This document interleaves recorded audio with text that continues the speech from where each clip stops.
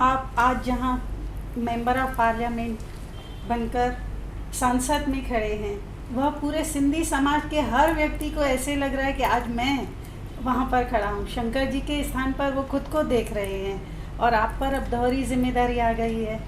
इतना तो इंदौर के लोगों के लिए आपने सपने संजो कर रखे हैं। कुछ ऐसा सपना जो आप सिंधी समाज के लिए देखते हैं आने वाले दिनों में? देखिए, ये बात सही है कि पूरे देश के और देश के बाहर भी सिंधी समाज को अपेक्षा है कि उनका एकमात्र सदस्य, लेकिन समाज की जो समस्याएं, समाज की जो काम है, चाहे भाषा हो, संस्कृति हो, कला हो या दूसरी समस्याएं हो, क्योंकि अलग अलग राज्यों में अलग अलग समस्या है, उन सबको लेके हम बात भी करेंगे और काम भी करेंगे।